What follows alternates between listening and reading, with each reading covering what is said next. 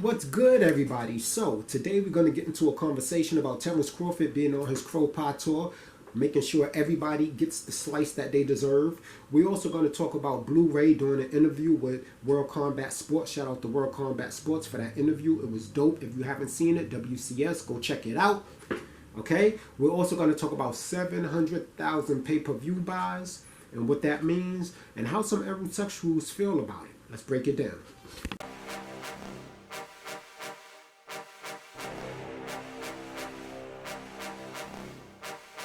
Welcome to Tough Glove Boxing.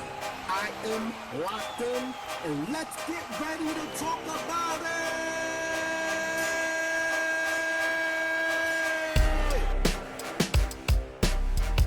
Now, first and foremost, before we get into the content of the day, I want to tell you that I appreciate you stopping by. I hope this video reaches you in health and increasing wealth.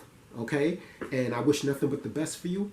And so let's talk about it, man. So Terence Crawford was on Sway's Universe. You know, he's been going around all the major news outlets and media outlets, cutting everybody a piece of slice of that crow pie, whoever doubted him, right? And that was expected. And, you know, it's really good to see Terence Crawford, right, in the space that he is in.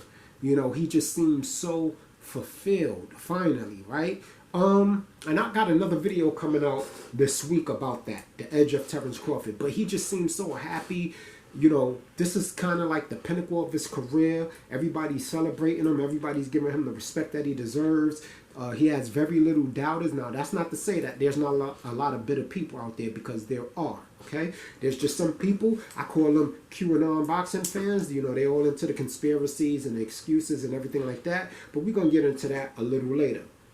Now, some of the things that Sway asked, which was a great interview, he asked Terence Crawford why the fight looked so dominant, that he expected to be as dominant as he was. And Terence Crawford said that he did.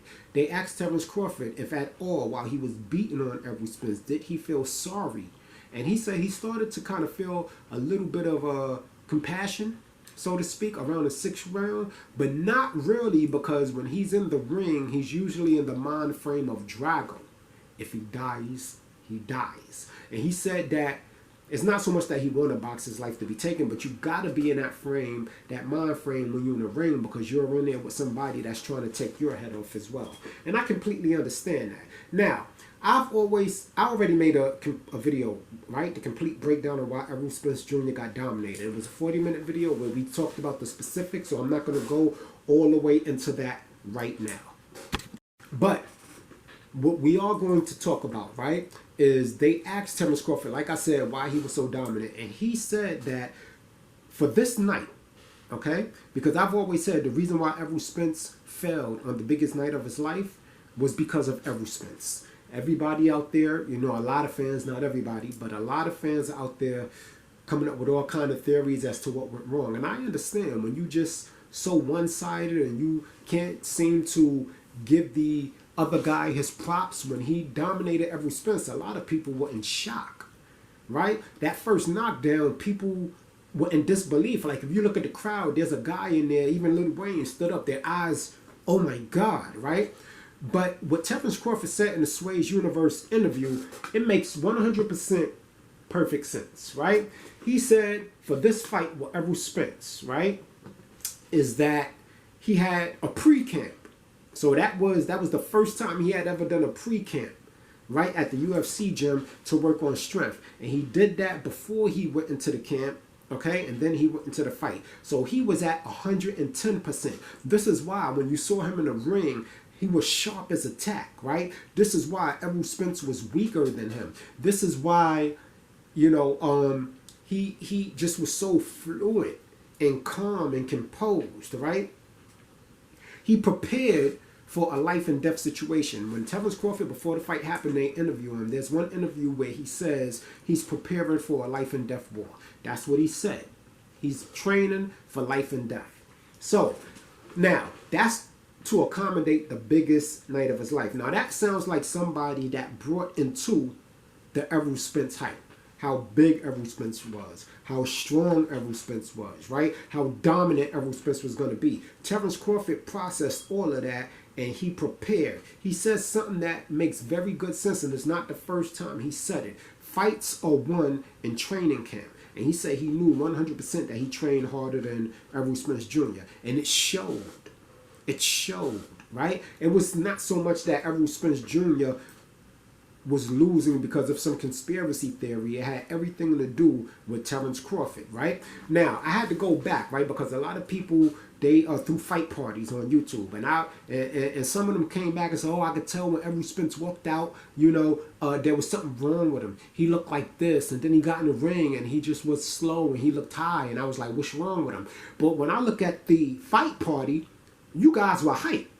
When he came out, you guys were nobody that I've seen, right, that did a fight party on YouTube, said, oh my God, look at Errol Spence, something looks wrong with him. Nobody started saying that until the second round. They actually gave Errol Spence the first round. But even that first round, right, they started to realize that the fight doesn't look like Errol Spence's normal fights. So instead of them saying, wow, Terence Crawford really prepared well, in their mind, they got to say something happened to Spence, right? Something happened to Spence. You got every excuse coming from every different direction. And we expected that. Terence Crawford expected that, and I'm glad he did, because it doesn't seem like any of that is taking any joy or steam off of his victory. Now, what I will say is this. I was watching a video that Champside did about the pay-per-view, $700,000 being a disgrace for this event, and he's absolutely right. It should have done way more than that, but from what I understand from Terence Crawford's nephew, right, Travion, he said that about 650,000 pay-per-view buys were stolen streams, okay? I mean, not buys, but 650,000 streams were stolen, okay? Which we knew they were going to be stolen streams. But then there's a guy called BFTB who, you know, all of the Bud Buddy and Terence Crawford channels know is a rabid Terence Crawford hater. Rabid. To the point where he's literally, you can see him foaming at the mouth, would be so upset, right? This man talked so much junk, discredited Bud so bad, and still came up making excuses. Now, he tries to come out and say, oh, you know, I give respect to Terence Crawford, but it's either you give him respect or you don't. He actually made a live a few days ago, not a live, but a video talking about how 700,000 pay-per-view buys, he's not blaming Terence Crawford. He's blaming Terence Crawford fans because we broke and we don't buy shit and all of this. You know, I got proof that I brought the fight, but my thing is this. See, this is how you know he's a clown in his life. But anyway, he's very emotional and he gets very fiery. And he's talking about how this event should have done well over 1 million buys, but because of Terence Crawford's fans, it only did 700,000, and Errol Spence could have did that by himself. So I got a question. Because when I brought the pay-per-view on Showtime, right? When I brought the pay-per-view, I didn't see a checkbox asking me who I was going for. I didn't see a checkbox asking if I was a Terence Crawford fan or Errol Spence fan. So my question to you, Mr. BFTB clown boy, is where you getting your information? Like, how do you determine which fans brought what? And if Errol Spence could have done 700,000 pay-per-view buys on his own, fighting anybody else, why has he never come close to doing it? Why has he never come close to doing it? Never. This is the highest he's ever done for both of them. So this is why I say a lot of these channels are not here to give you boxing news. They're not here to talk boxing. They're just here to accommodate the casual fanboy-ish, and I get it, right? It's profitable. Hating on Terence Crawford is literally profitable. There's one guy right now that's saying Terence Crawford gloves has been loaded, and he's with Victor Conte, and we all know who he is, so I ain't got to put and this and that and that and that, right? And the funny thing is, ever since the fight, every title of his video has Terence Crawford's name in it. Not even Errol Spence. It has Terence Crawford's name in it. He's making money off of Terence Crawford. But he can't stop belittling Terence Crawford, hating on Terence Crawford, right? And so this is why I say another channel, for example, let's use another channel who literally said that Terence Crawford fans we hold Terence Crawford in such high regard, but we refuse to emulate him. And if we were icons, and if we had an idol, which he's not my idol, but if we saw him as an icon, wouldn't we strive to be more like him? And we're not doing that because he's given Errol Spence all of the respect in the world, and we're here disrespecting Errol Spence. Well, I want to counterpunch, as my man from Counterpunch Boxing would say. I stole that, by the way. I won't be using it, but I just felt it so appropriate to use that term in this particular moment, because while you say that, at the very same time, right, Errol Spence Jr. fans, if they hold him in such high regards, they're not trying to emulate him. They're not carrying their self, the loss like he carrying it. He's saying there is no excuses. The better man won, period. If he had an excuse, he wouldn't give it to you. But all you see on these fanboy channels is conspiracy theories, loaded gloves, alien DNA. They haven't said that one, but it's coming soon, right? Soon as the alien thing that they got in Congress, soon it's going to be like, oh, somebody abducted Terence Crawford and gave him alien DNA. We've heard that. Victor Conte gave him undetectable PEDs. Well, if it's undetectable, how do you know he got them? Like, just the constant nonsense of excuses. When Errol Spence came out and called his own fans getting chased home as you're making every excuse in a book. I gave Errol Spence his respect. I feel like a lesser man would have gave up a long time ago. That man took his beating like a man and came out fighting and didn't give up. You understand? And the fact of the matter is, Errol Spence Jr. is the reason why he didn't win this fight. Whether it have been his lifestyle, whether he brought into his own hype and didn't train. You know, Terence Crawford sounded like somebody who knew he was up against it and he rose to the occasion. Errol Spence kept everything monotonous. Just even plain. You could see even leading up during the press conferences, all you heard was wheels breaking and what is he going to do when eyes are closed and noses are broken. But how are you going to do this? Derrick James, how?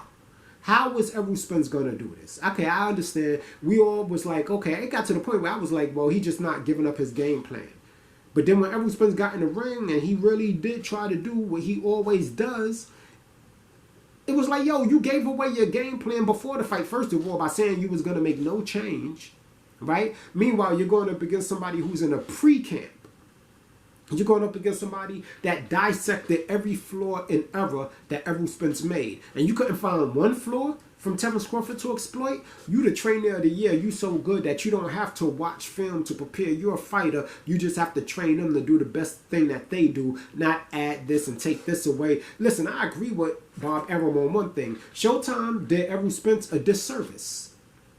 They did Errol Spence a disservice because when you're building a fighter, you don't put him in there with fighters that accommodate his style. You put him up. They could have put him in there with, if he was having problems with southpaw, they could have put him in there with a few southpaw fighters, maybe not on the elite level, but just so he would get the look of what it's like fighting a southpaw, to develop that lacking part of his game.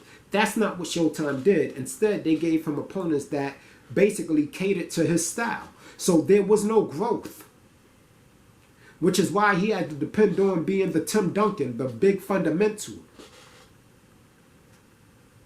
Errol Spence is an Olympian. He should have been added to the toolbox. This is a game of life and death.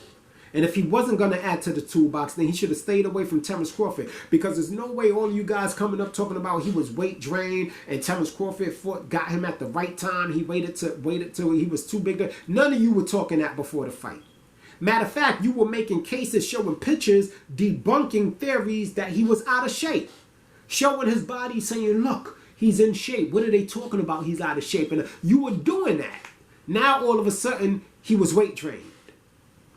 Now, I said, I believe he had problems making the weight. But I believe they both had problems making the weight. I believe he struggled at it more. Why? Because he's always struggled to make weight at 147. Always.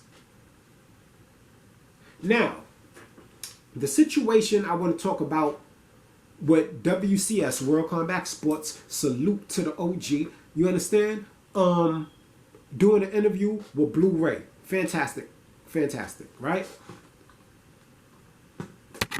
Now, Blue Ray said that when Errol Spence trains with him, he's the strongest Errol Spence has ever been. And I believe that. Blue Ray is a good trainer. I like Blue Ray. You know why? Number one, when you meet somebody that understands their own lack of and then works to accommodate it, you got to respect it. Right? Blue Ray said that when he initially was trying to train Errol to be the goal that he had for Errol in his mind, he didn't really know what he was doing. So he had to seek outside help. He didn't try to lean on his own understanding. That's how you know somebody... Blue Ray is going to be... He's going to do great things and he's going to train a lot of people. You understand? But even if he was with Errol Spence, there's no guarantee Errol Spence would have won, because you got to look at the people that trained Terence Crawford and give them their flowers. But the one thing that an Errol-sexual hates to do is to give Terence Crawford, let alone his team, any credit. Terence Crawford simply won this fight in training, and it showed. And as far as Mike Tyson giving Errol Spence edibles, right, I was watching 78, and he said that, you know, he didn't take anything from Terence Crawford, number one, okay? But he did say that somebody told him that it's possible Errol Spence could have took an edible. Now, let me tell you about that. Some years ago, I had like a half a pound of weed, and I decided I wanted to make edibles. I had never done it before, done an edible or anything like that, so I wanted to make my own for an experience, right? Yeah, I'm in my upper 40s, but it was my first time having an edible. And I made it myself.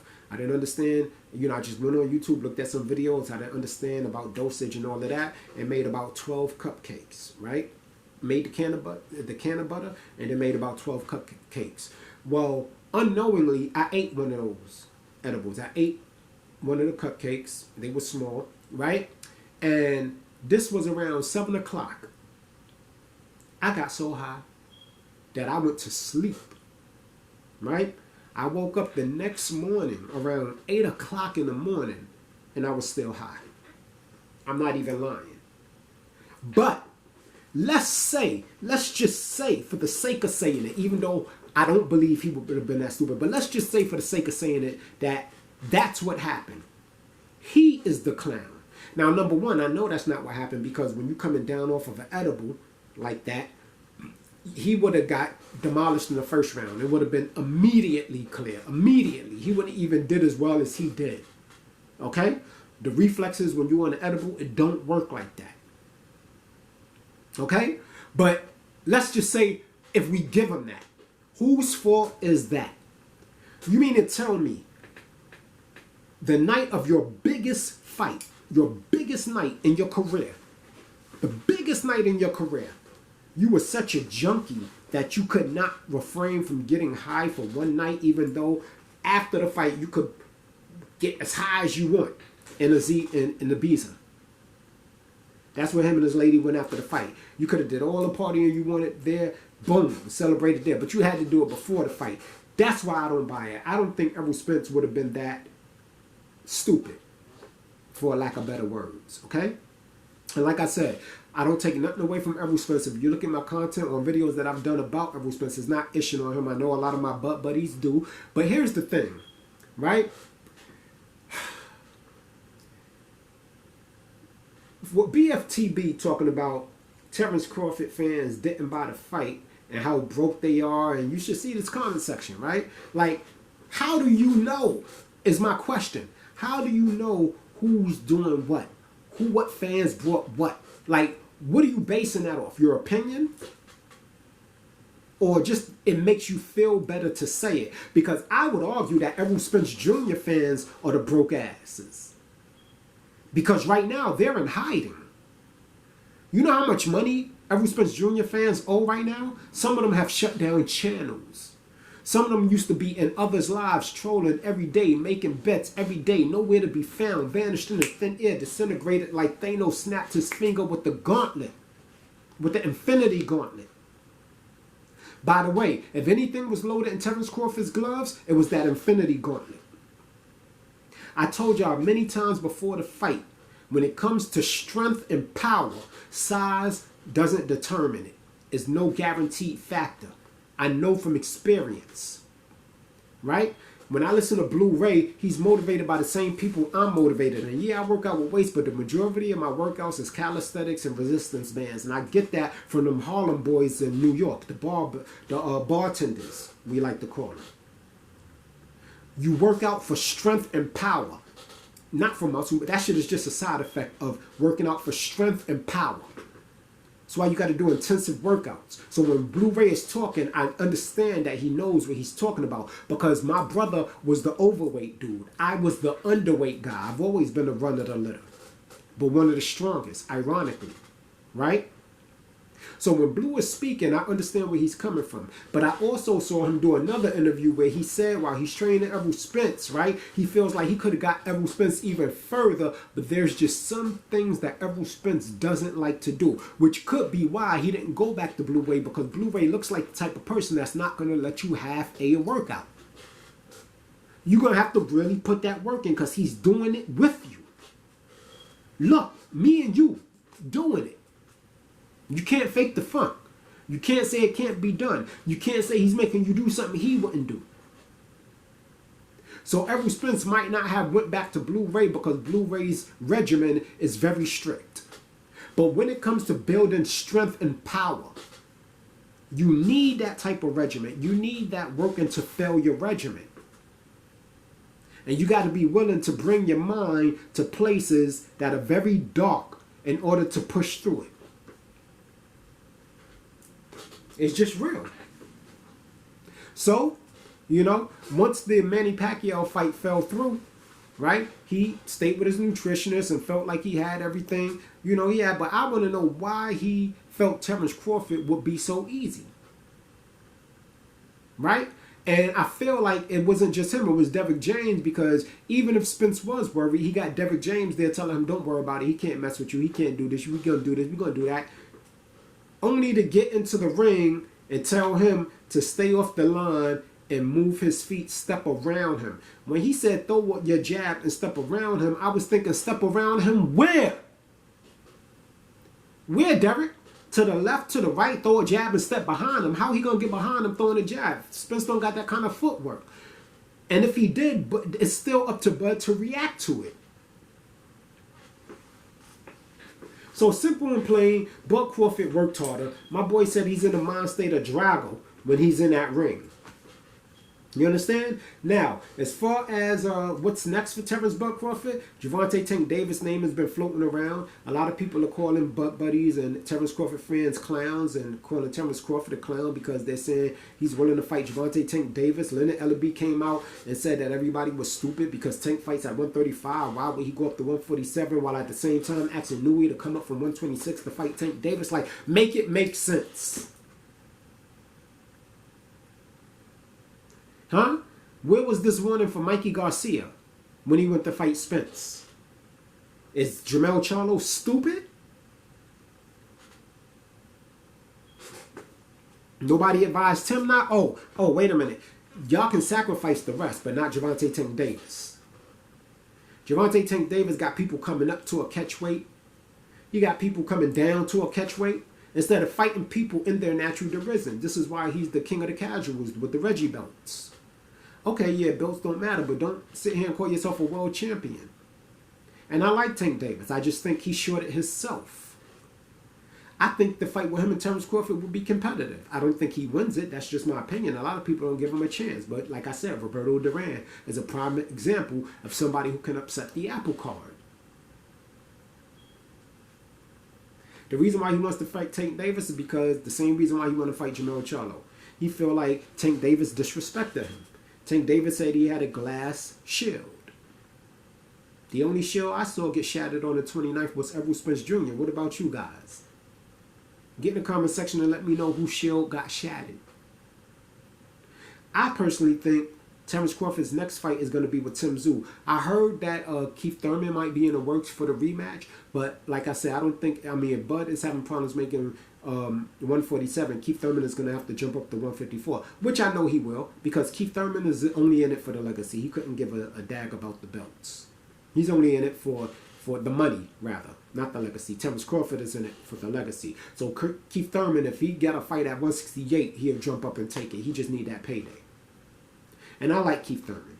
I think he just stunned himself. You understand?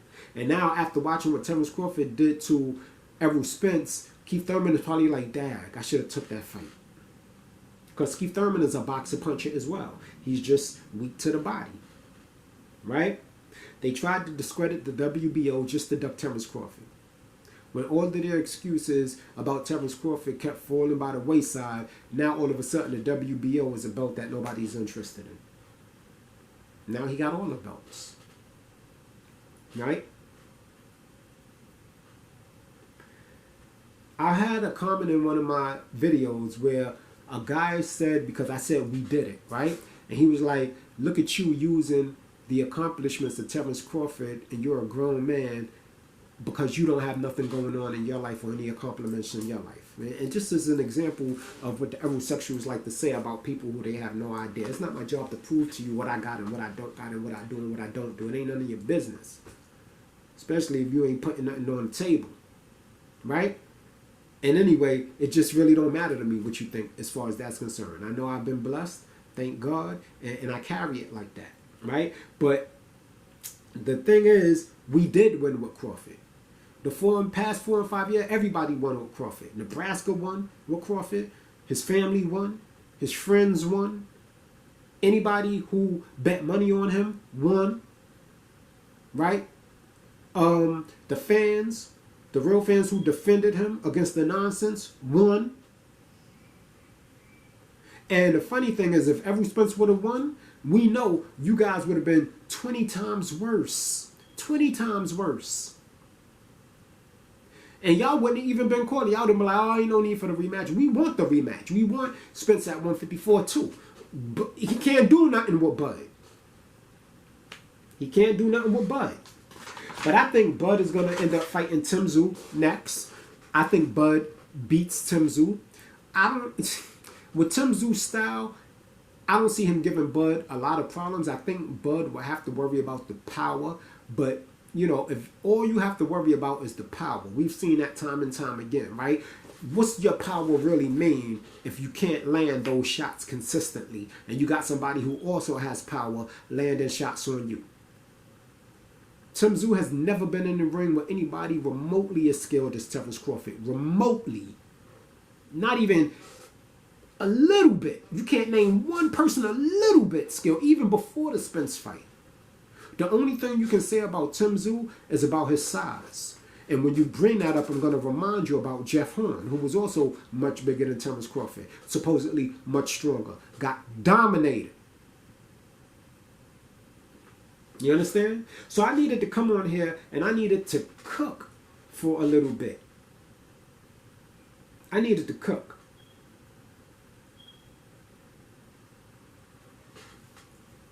Y'all guys get in the comment section.